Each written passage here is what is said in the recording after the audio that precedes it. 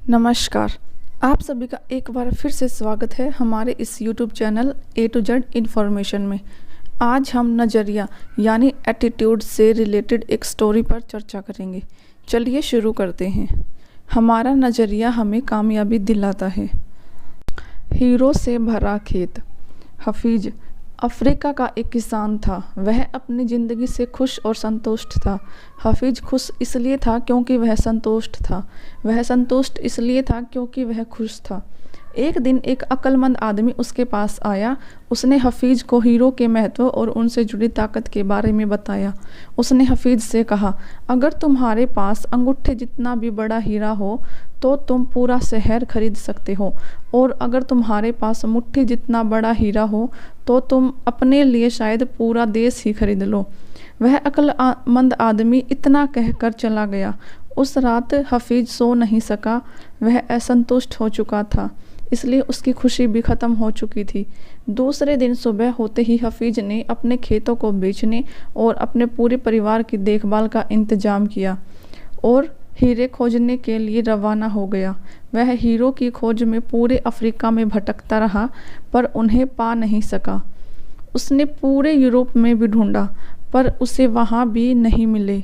Spain पहुँचते पहुँचते वह मानसिक, शारीरिक और आर्थिक स्तर पर पूरी तरह टूट चुका था।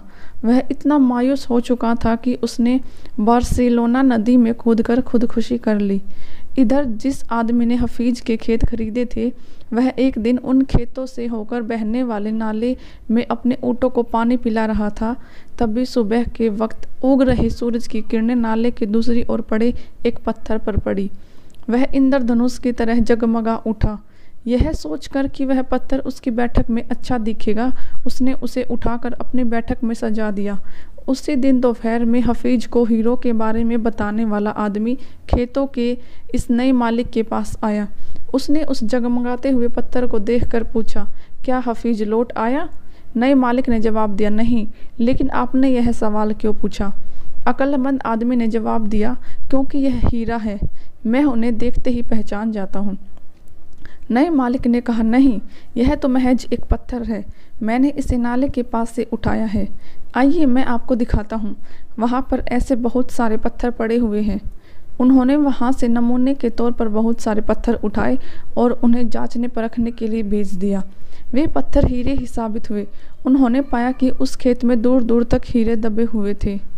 मोरल ऑफ द स्टोरी, जब हमारा नज़रिया सही हो तो हमें महसूस होता है कि हम हीरो से भरी हुई ज़मीन पर चल रहे हैं। मौके हमेशा हमारे पाँव तले दबे हुए हैं। हमें उनकी तलाश में कहीं जाने की ज़रूरत नहीं है, हमें केवल उनको पहचान लेना है।